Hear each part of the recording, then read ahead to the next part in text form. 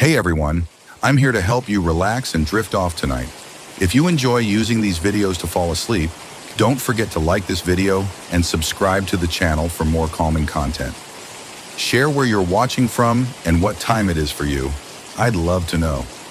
Now settle into a cozy spot, take a deep breath, and let's start unwinding together. It was a house that seemed to be frozen in time.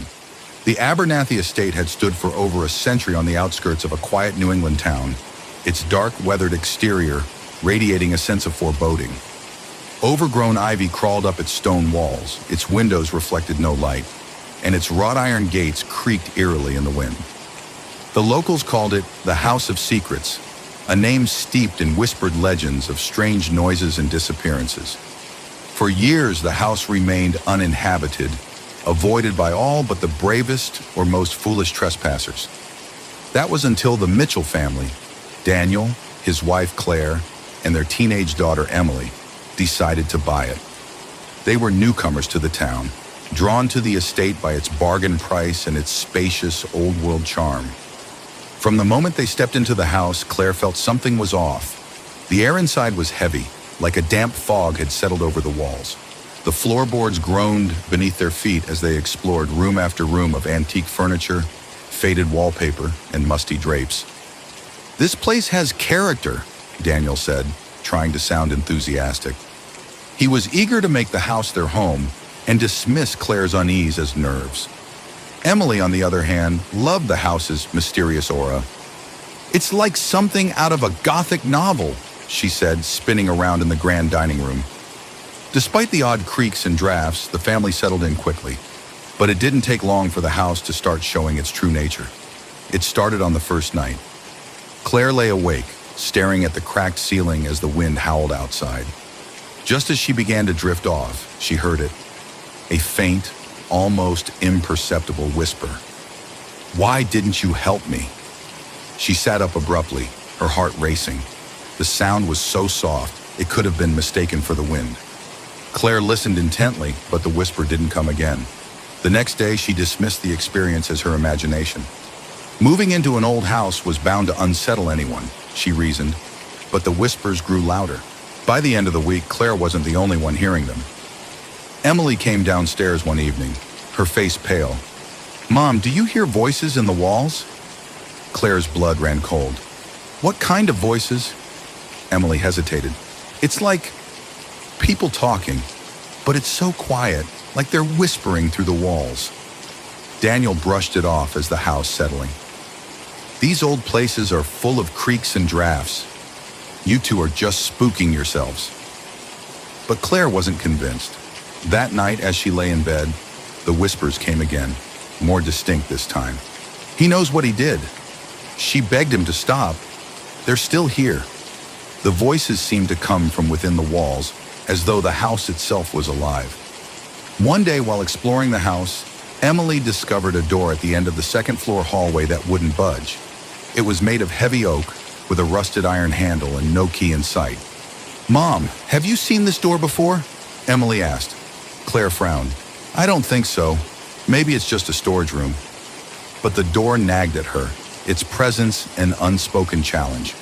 That night, as she stood outside the room, she heard faint whispers coming from the other side. Pressing her ear against the wood, she could make out fragments of sentences. "Don't open it! Leave us alone!" Claire jerked back, her pulse racing. She hurried away, vowing to avoid the door. Determined to understand what was happening, Claire began researching the history of the house. She visited the local library, combing through old newspapers and property records. What she found was horrifying. The house had been built in 1876 by Theodore Abernathy, a wealthy industrialist with a dark reputation. Over the years, the estate had been the site of numerous tragedies. Servants disappearing without explanation, family members dying under mysterious circumstances, and rumors of Theodore's violent temper.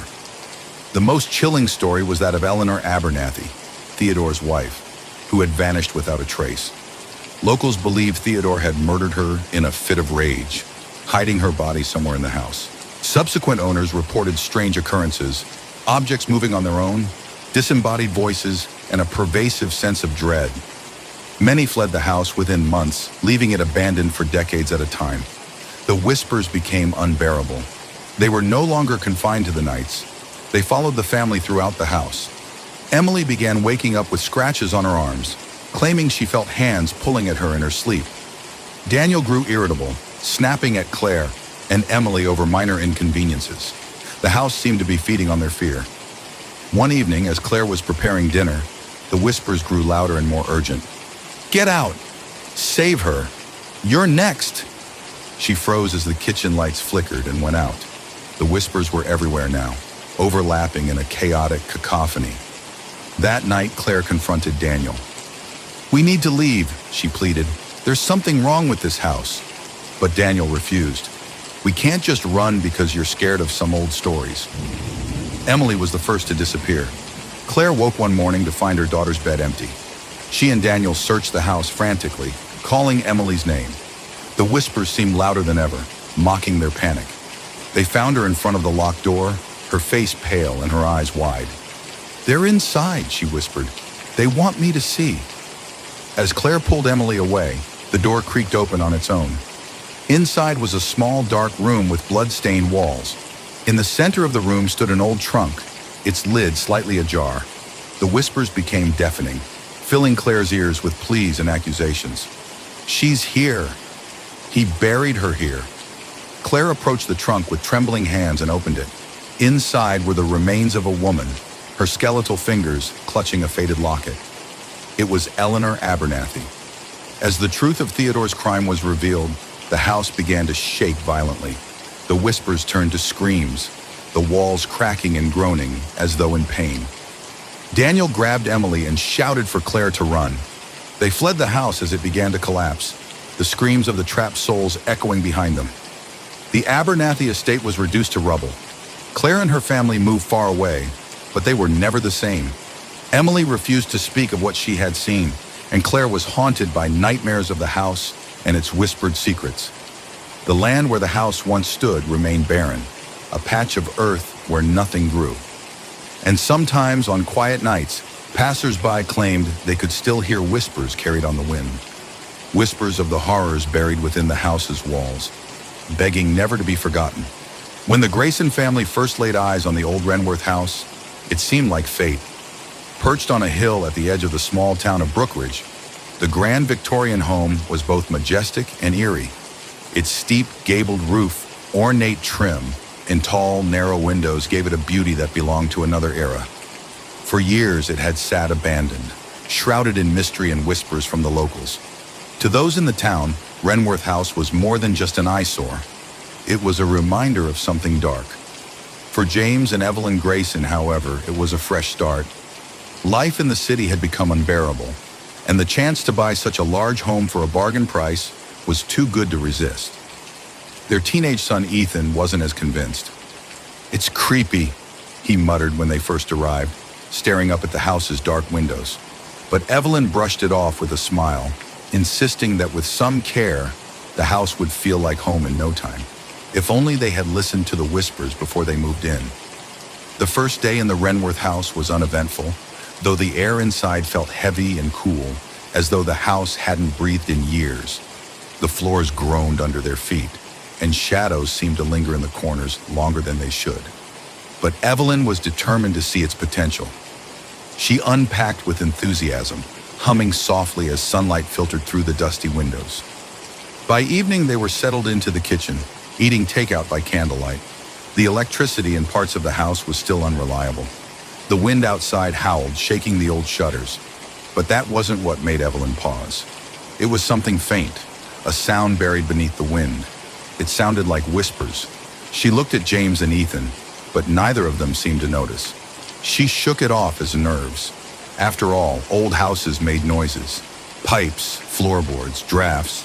It was just part of the charm, or so she told herself. It was Ethan who heard the whispers next. Late at night, as he lay in his new bedroom, staring at the ceiling, he heard it, soft, hushed voices, like someone was speaking just on the other side of the wall. The sound was faint but clear, as if the house itself was talking. Ethan sat up, his heart pounding. "Mom? Dad?" he called, but there was no response. The whispers continued, fragmented and distant. He pressed his ear against the wall. "Don't let them see. She knows. Ethan jerked back, stumbling toward the door. He switched on the light, but the whispers stopped instantly. The room fell silent, and the air felt thick. He didn't sleep for the rest of the night. Over the next week, the house grew stranger. Evelyn heard footsteps upstairs when no one was there. James swore he saw something move in the mirror, just a shadow flickering across the glass. At night, the family would hear faint murmurs, as though the walls were whispering to one another. "Did you hear that?" Evelyn asked one evening, as they sat in the living room. James paused, tilting his head. At first, there was nothing. Then, just beneath the sound of the crackling fire, it came. A low, indistinct whisper, like words spoken through clenched teeth. "Leave us." Evelyn's blood ran cold. "What was that?" James forced a chuckle. "The wind. This old house is full of holes. You're letting it get to you."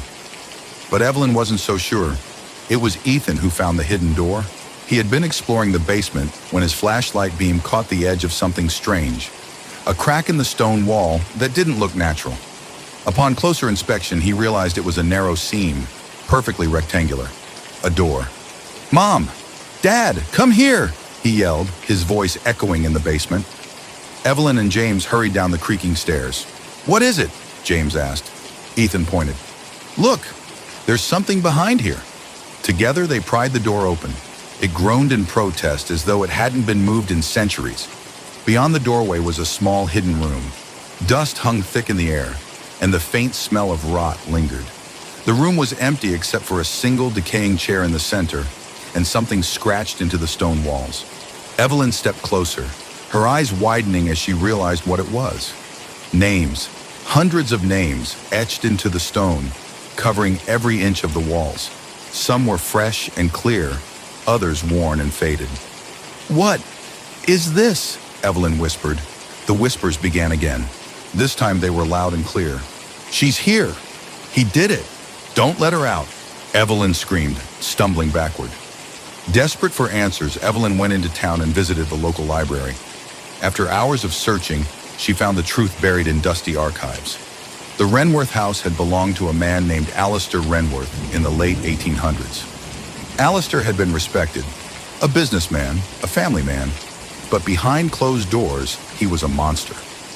Over the course of 2 decades, people disappeared from Brookridge. Servants, neighbors, even children.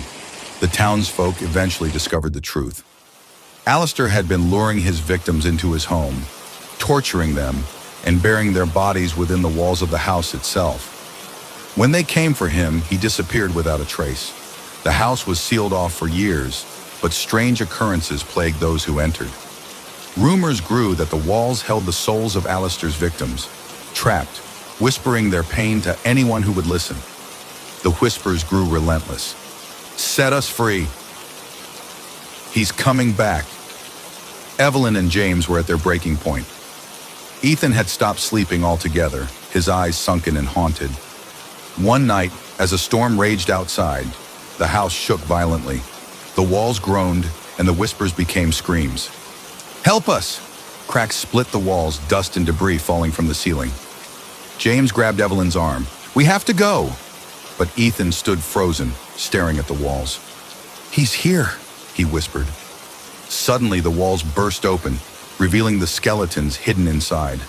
Rotted remains spilling into the room, their empty eye sockets staring out. In the center of it all stood a shadow, a figure tall and dark, its face a twisted mockery of humanity. Alistair Renworth had returned. The Graysons fled from the house, running through the storm as it collapsed behind them. The walls screamed in anguish, the trapped souls finally free, their cries echoing through the night. When morning came, the Renworth house was nothing but rubble. The townsfolk said it was a miracle the family escaped, but the Graysons knew better. They had glimpsed the true horror hidden within the walls. Years later, as the land lay abandoned, locals swore they could still hear faint whispers on the wind, warning anyone who dared come close. "Stay away, or he'll return." And so the house's secrets lingered, a scar on the land and a story no one dared forget. The Holloway house had stood on Willow Lane for over 100 years, its stone facade weathered by time and neglect. The house was beautiful in a way that only old things could be. Its ornate iron gates rusting at the hinges, ivy crawling up its cracked brick walls like fingers, and windows that always seemed to stare back at you, empty yet watchful. To most, the house was haunted long before the rumors began, a place best avoided, especially after dark. No one had lived there for decades, but the stories persisted. People claimed to hear noises coming from within, footsteps, faint laughter, and the chilling sound of whispers that seemed to drift through the walls. Some believed it was the wind. Others believed it was something worse. For Peter and Samantha Porter, though, the house was an opportunity. Newly married and eager for a fresh start, they bought Holloway House for next to nothing, brushing off the warnings from the locals as nothing more than superstition. Samantha had fallen in love with its old-world charm, while Peter, a history buff, was enamored by its mystery. "This house just needs love," Samantha said, spinning around in the dusty foyer on their first day. "Think of what we could do with it," Peter smiled, looking up at the sweeping staircase and the faded chandelier overhead. "It's perfect, and once we fix it up, people will forget all about those silly ghost stories." If only they had known the truth. Their first night in the house was unsettling. Samantha woke to the sound of whispers, soft, distant, and unintelligible.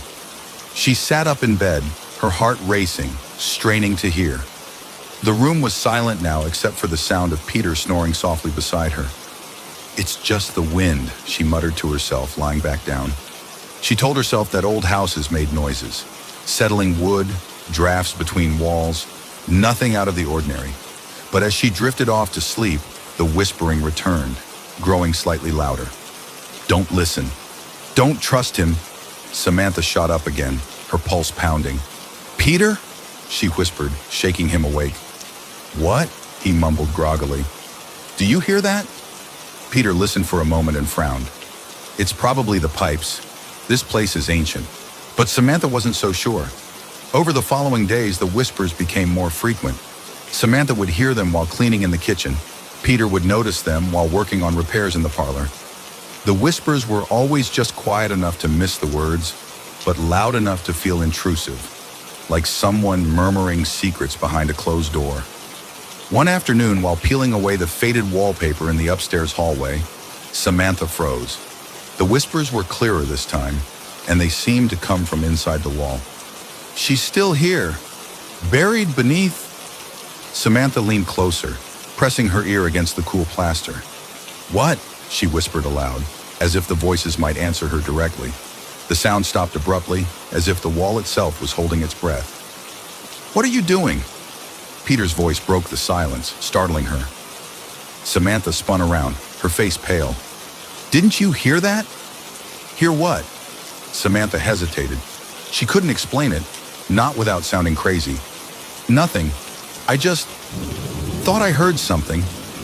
Peter brushed it off again, but Samantha couldn't ignore the growing sense of unease. That evening, as the sun dipped below the trees and the house settled into shadows, Peter decided to check out the basement. They hadn't ventured down there yet. It was too dark, damp, and filled with years of forgotten junk. "Just a quick look," Peter said, holding a flashlight.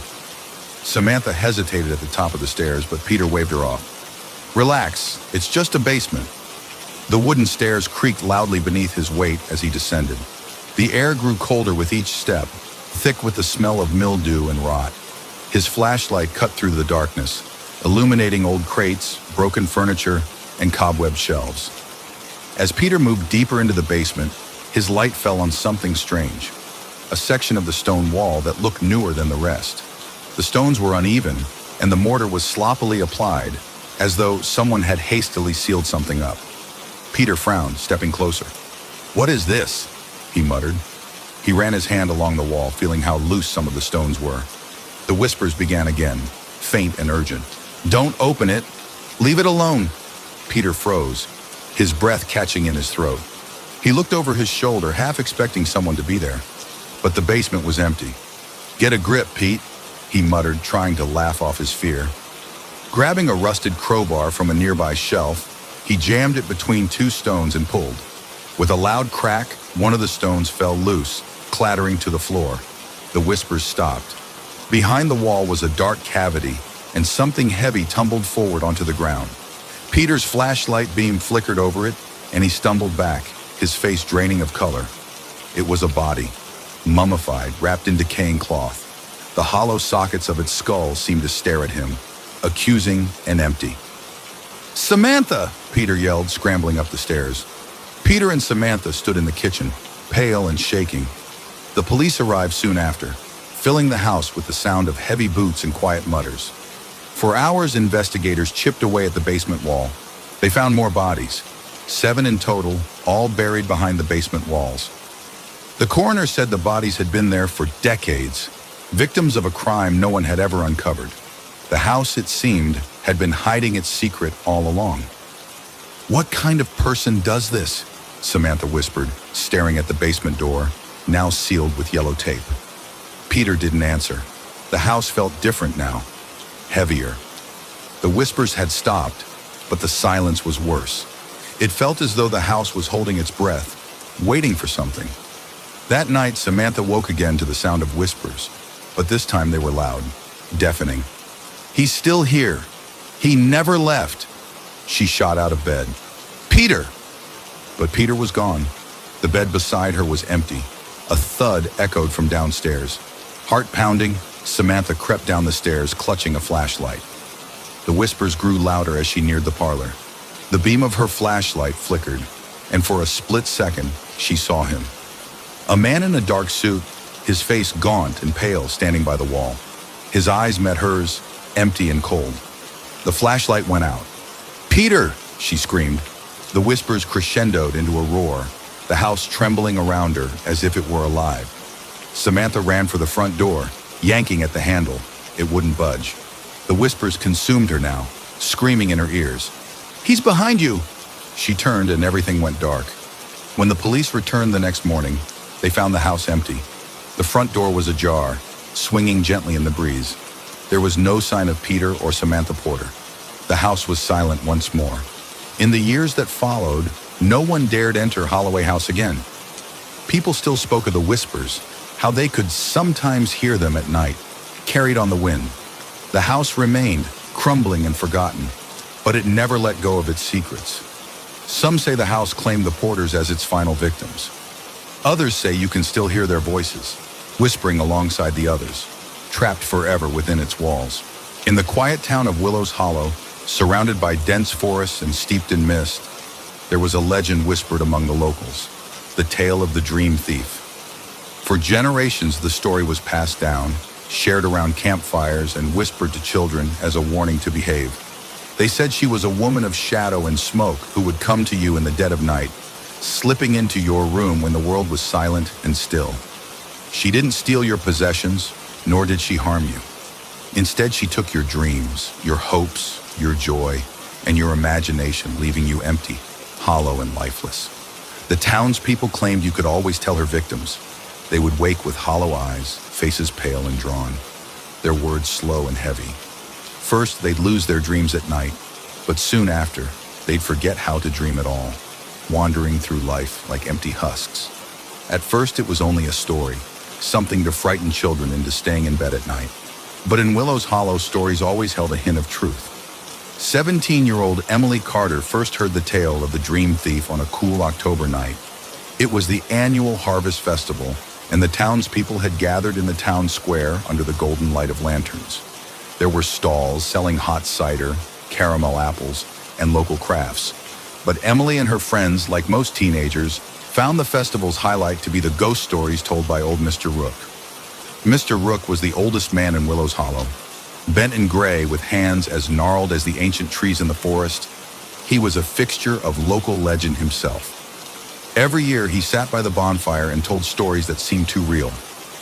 That night, as the fire crackled and the air filled with the smell of smoke and fallen leaves, Mr. Rook told the story of the dream thief. "She wasn't always like this," he began, his voice a gravelly whisper that made the crowd inch closer. "She was once a woman of great beauty and talent, a dreamer herself. But they say her jealousy consumed her. When others achieved happiness or success, she grew bitter. They say she made a deal with something dark in the forest, trading her soul to become what she is now.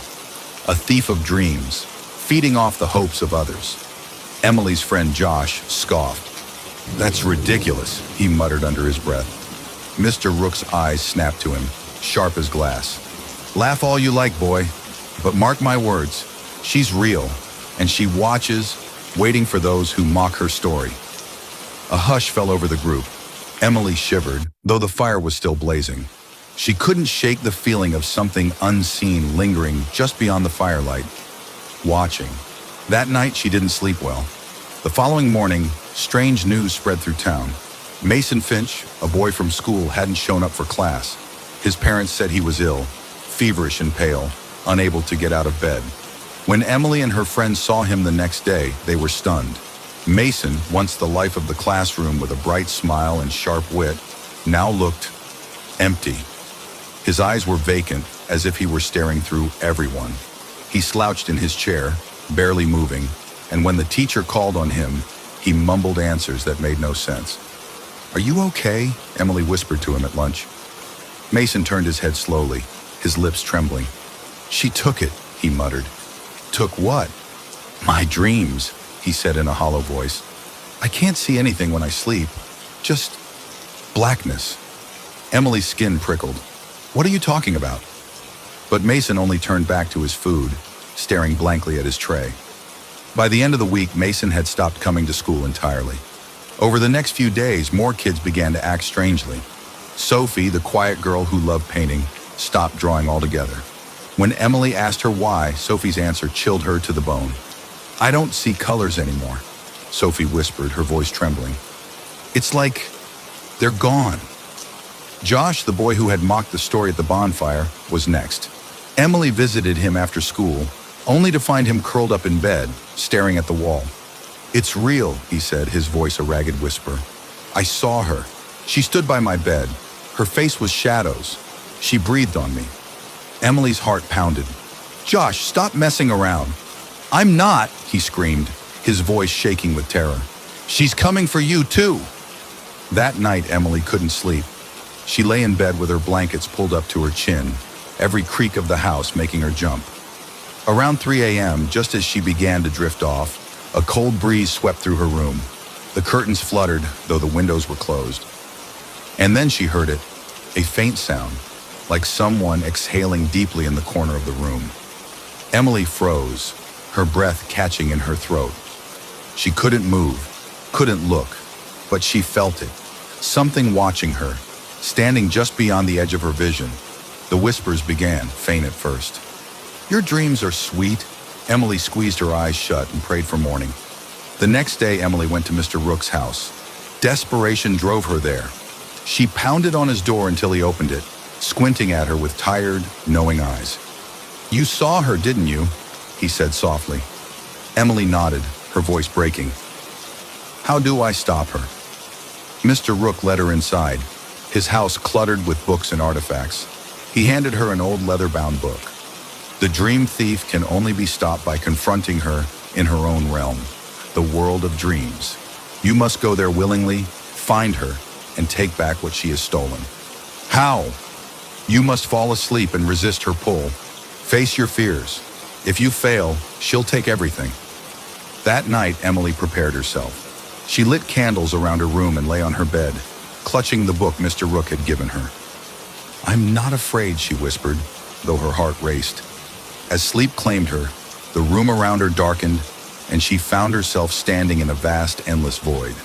The air was thick and cold, and then she saw her. The dream thief emerged from the shadows, a woman draped in tattered black, her face a swirling void of darkness, tendrils of smoke curling from her fingers. Her voice echoed like 1,000 whispers. "Why do you resist, child?" "You can't have me," Emily said, her voice shaking but firm. The dream thief lunged, and Emily ran. She ran through endless darkness, the woman's whispers filling her mind. But then Emily remembered Mr. Rook's words. "Face your fears." She stopped running and turned to face her. "You're not real," she shouted. "You can't control me." The dream thief paused, her form flickering. "You cannot escape me. I am your fear." "No!" Emily screamed, feeling strength surge through her. "You're a lie!" The void shattered like glass. and the dream thief's screams echoed into nothingness. Emily woke up with the first light of dawn streaming through her window. For the first time in weeks, the air felt lighter, as if something dark had finally lifted. The next day, Mason returned to school. Sophie started painting again. Josh cracked his first joke in weeks. The town seemed brighter, as though the dream thief's shadow had finally passed. But at night, as the wind howled through Willow's Hollow, some still swore they could hear faint whispers drifting through the dark. "I'll be back."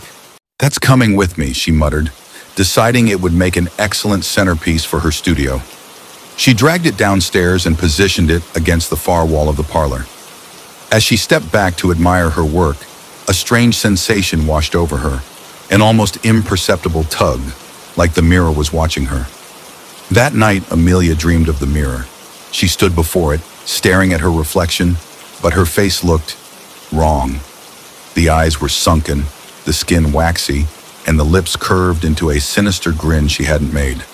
Behind her, shadowy figures shifted and swayed, their faces blurred. She woke drenched in sweat, her heart racing. The next morning, she told herself it was just the stress of moving.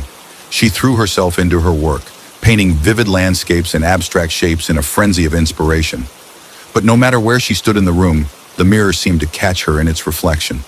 She could feel its pull, a constant awareness that made her skin crawl. Then the whispers began. At first they were faint, a soft hum she mistook for the wind. But as the days passed, the sounds grew louder. She would hear her name whispered from the direction of the mirror, or faint laughter echoing through the parlor when she was alone. One evening, as she stood cleaning her brushes, she caught movement in the mirror out of the corner of her eye.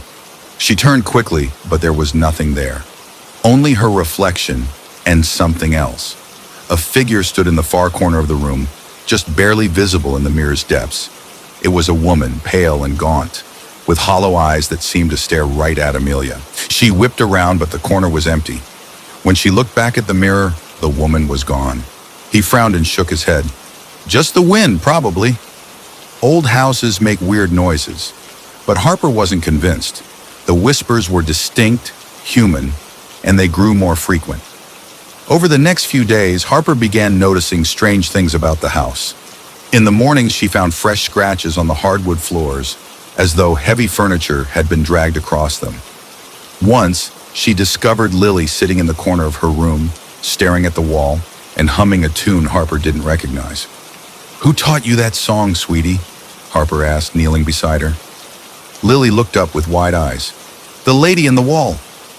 Harper felt a chill run down her spine. The whispers grew louder at night. Sometimes they sounded desperate, crying for help. Other times, they were chillingly clear. "She's watching you. You'll be next. Leave before it's too late." Harper began feeling like she was losing her grip on reality. Determined to prove she wasn't imagining things, Harper started investigating the house's history. She searched online and visited the local library, digging through old newspapers and public records. What she found horrified her. The house had a long and bloody history. It was built in the late 1800s by the Whitaker family, who were brutally murdered in their sleep. Over the years, the house passed through multiple owners, each meeting similarly violent ends. Murders, suicides, mysterious disappearances. Locals believed the house was cursed. Some said it was haunted by the spirits of those who had died there, trapped within its walls, their agony etched into the very foundation. Harper returned home that evening, shaken but resolute. She had to tell Daniel, but she knew he wouldn't believe her. That night, as Harper lay in bed, the whispers grew louder than ever. They seemed to be coming from beneath her, deep, guttural voices that rose and fell in eerie unison. "Find us! Set us free!" Unable to ignore it any longer, Harper grabbed a flashlight and made her way down to the basement. It was damp and cold, the air heavy with the smell of mold. She swept the beam of her flashlight across the room, her breath clouding in the chilly air. Her foot struck something on the floor, a loose floorboard. She crouched down, her hands trembling as she pried it up. Beneath the board was a small, hidden compartment. Inside, she found a bundle of yellowing papers and a blood-stained diary. The diary belonged to one of the previous owners, a woman named Margaret Kane. The entries detailed her descent into madness, plagued by whispers and visions of blood-soaked figures. The final entry read, "They're in the walls. I can hear them. They want me to join them. I'm so sorry." The whispers turned into screams that night. Harper and Daniel were jolted awake by the sound of banging, as though someone, or something, was pounding on the walls. "Do you hear that?" Harper cried, clutching Daniel's arm. He nodded, his face pale. "What the hell is going on?" The banging stopped abruptly, replaced by a voice, a low, guttural growl that filled the room. "Get out!" The next morning they found deep gouges in the walls, as though claws had raked across them. Harper was terrified, but Daniel insisted they stay. "I'm not letting some ghost story scare us away," he said, though his bravado sounded hollow.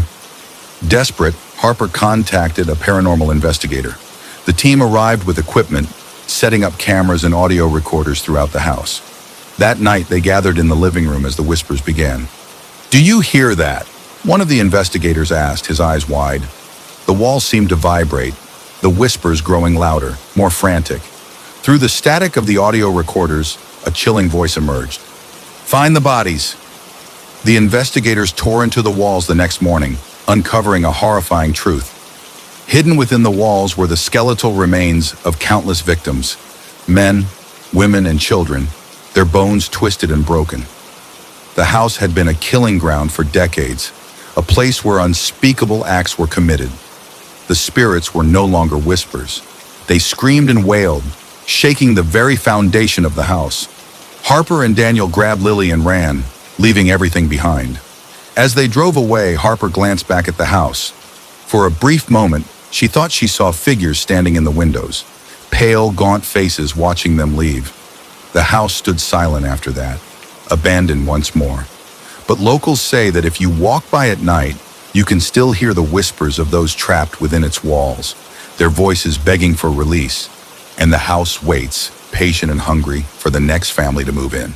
In the small, forgotten town of Black Hollow, there was a house that no one dared enter. It stood at the end of Ashen Lane, shrouded in overgrown ivy and eternal shadows. Locals called it Whispering Manor for the strange noises that seemed to emanate from within its crumbling walls. It had been abandoned for decades, yet it carried the weight of unspeakable tragedies. When Elena Stokes inherited the house from her estranged great-aunt Miriam, she saw it as a chance to escape her crumbling life in the city. Recently divorced and drowning in debt, the thought of owning property, even one as eerie as Whispering Manor, felt like a lifeline. She packed up her belongings and made the long drive to Black Hollow, determined to start fresh. The house was even more foreboding in person. Its windows were clouded with grime, and the front door creaked ominously as she stepped inside. The air was thick, heavy with the scent of decay and something metallic. Dust motes danced in the weak sunlight streaming through cracked panes. The furniture inside was antique, untouched for decades. Ornate wooden chairs, a clawfoot dining table, and shelves lined with yellowing books gave the impression of a time long past.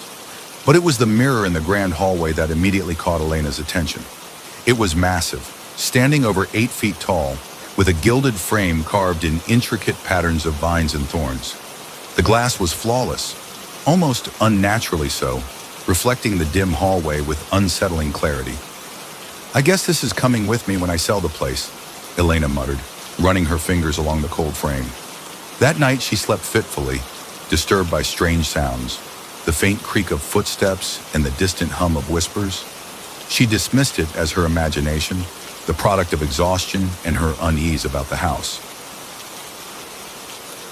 The next morning, Elena stood before the mirror brushing her hair. She paused, frowning. Something in the reflection seemed off. She turned her head to look behind her, but the hallway was empty. When she glanced back at the mirror, her heart froze. There was a figure standing behind her. It was faint, almost translucent. A woman in a tattered dress, her face pale and her eyes hollow. Elena spun around, but again, there was no one there. She stared at the mirror, her breath coming in quick gasps. The figure was gone. She laughed nervously, shaking her head. "Just stress," she told herself. "This place is getting to me." But deep down, she wasn't so sure. Over the next few days, the sightings grew more frequent. Whenever Elena stood before the mirror, she saw shapes moving in the background, figures that weren't there when she turned around. They were always just out of focus, their forms blurred as though submerged in water. At night, she began hearing whispers, faint and unintelligible, but undeniably real. They seemed to come from the mirror, growing louder the longer she listened.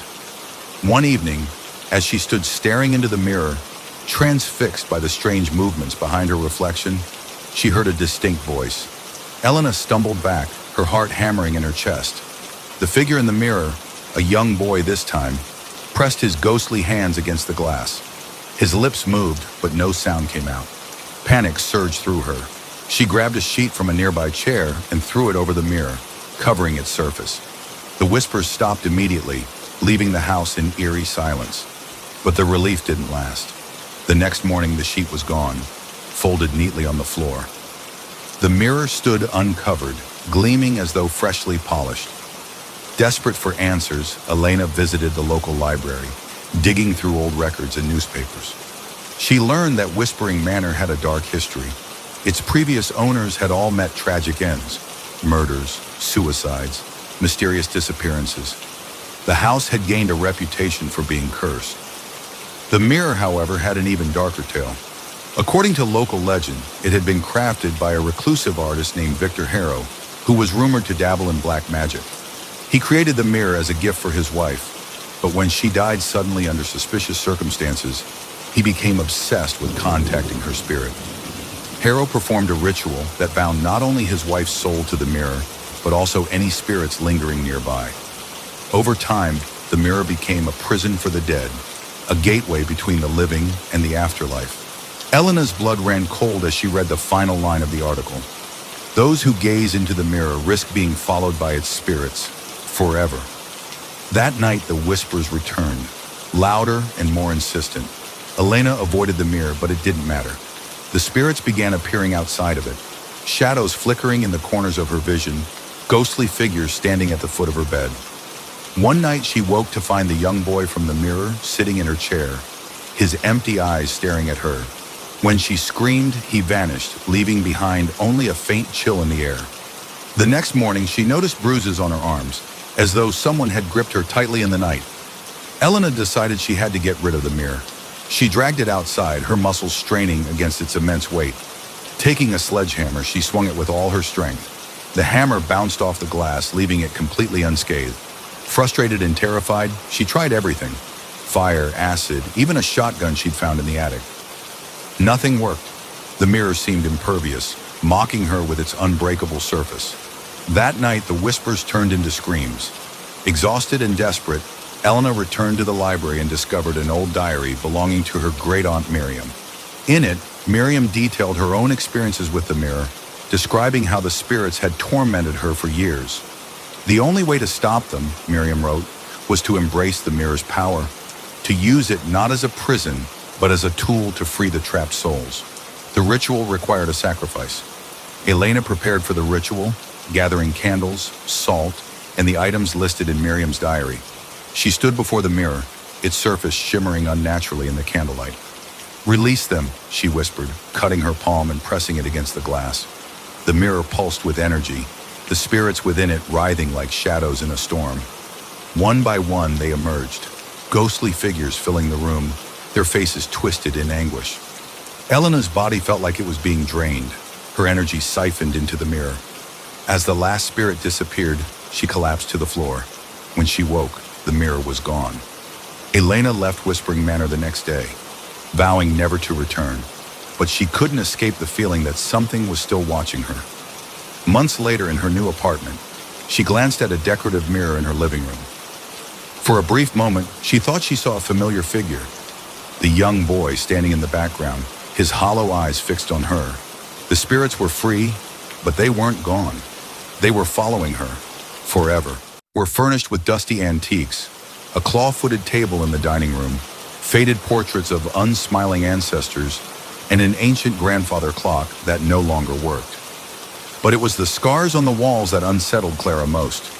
Deep gouges, as though something sharp had torn into the plaster. "Think it was a dog?" Sam asked, running his fingers along one of the marks. "Or something bigger," Clara replied uneasily. Despite her apprehension, they settled in. The first night was uneventful.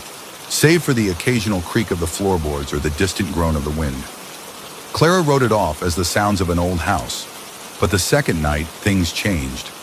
Clara woke to a loud crash echoing from downstairs. She shot upright, her heart pounding. Sam's room was next to hers, but when she checked, he was still asleep. She crept down the staircase, her flashlight beam cutting through the darkness. The living room was unrecognizable. The furniture had moved. The sofa was now pressed against the opposite wall, and the coffee table was shattered in the middle of the room. But what stopped her cold was the wall itself. It wasn't just scarred, it was new. Smooth, fresh wood gleamed where crumbling plaster had been. "What the?"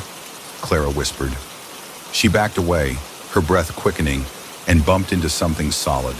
She whirled around and saw nothing, just the empty room behind her. The next morning, Sam noticed the changes too. "This wall wasn't here yesterday," he said, pointing to a newly erected barrier that divided the kitchen in half. "Are you renovating or something?" Clara shook her head. "I think this house is doing something on its own." They tried to rationalize it. Maybe a prank. Maybe they were overtired and imagining things. But when night fell again, the house came alive. This time they heard it. The groaning of timber, the rasp of stone grinding against stone. Clara and Sam stayed awake, clutching each other in terror as the house shifted and reshaped itself around them. Doorways disappeared. New corridors appeared where none had been before. By dawn, their way out was gone. For days, maybe weeks, they were trapped. The house was a labyrinth that changed every night. Some mornings they awoke to find their bedrooms swapped or their belongings scattered across the hallways. Once, Clara found the kitchen sink dripping blood instead of water, though by noon, it was back to normal. The food supplies they'd brought seemed to replenish themselves, but neither sibling wanted to eat anything that the house provided. Sam tried to mark the walls with a piece of charcoal, but by the next morning, his marks were gone. "Why is it doing this?" Sam whispered one night. Clara didn't have an answer. All she knew was that they couldn't stay. They had to find a way out. On the 10th night, or what they assumed was the 10th, the siblings decided to make their move. Armed with a crowbar and flashlights, they tried to break through the front door. But no matter how hard they swung, the wood wouldn't splinter. It was as though the house anticipated their efforts. The next morning, the crowbar was gone. Desperation set in. Sam grew quieter, his gaze distant. Clara caught him muttering to himself, staring at the walls as if they were speaking to him. "We need to stick together," she told him firmly. But the house had other plans. One night, the walls closed in. Clara woke to find her bed surrounded by 4 newly built walls, sealing her in. She screamed, pounding on the barriers, but no sound reached Sam. The room was pitch black, save for a faint glow emanating from the ceiling. She looked up and saw words scrawled in fiery letters. The walls eventually receded, but the warning was clear. The house wasn't just rebuilding itself, it was alive. It didn't want them to leave. Days blurred together. Clara began to suspect the house was feeding off them. Their fear, their hopelessness, it was all fuel. One day, while exploring a new corridor, Clara stumbled upon an old journal tucked inside a hidden compartment. The pages were yellowed and brittle, but the entries told a chilling story. The house had belonged to a reclusive architect named Edward Morrow. Obsessed with immortality, he had built the house as a living structure, binding his soul to it through a dark ritual. The house would repair itself forever, trapping anyone inside to sustain its unholy existence. The final entry read, "I am the house now, and the house is me." Armed with this knowledge, Clara devised a plan. If the house was Edward, then destroying it might destroy him. She and Sam gathered everything flammable they could find. Rags, old furniture, kerosene from the basement, and set it ablaze. For a moment, it seemed to work. The walls blackened, the ceiling groaned, and the floor beneath them shuddered. But then the house retaliated. The flames extinguished themselves and the temperature plummeted. Ice formed on the walls and a voice filled the air. "You cannot destroy me. You are mine now." Clara and Sam never escaped. To outsiders, the house appeared abandoned, as it always had. But within its walls, the siblings remained, their days blending into endless nights. Over time, Clara stopped counting the days. She forgot the taste of fresh air, the warmth of sunlight. And then, one morning, she woke up alone. Sam was gone. His room was empty, as though he had never existed. Clara screamed, begged the house to return him, but it stayed silent. The house didn't need them both anymore. Now every night, Clara listens to the sound of the house rebuilding itself, reshaping its walls, preparing for its next occupants. She knows it's only a matter of time before the house lures in someone new. But by then, she won't just be a prisoner. She'll be part of the house too.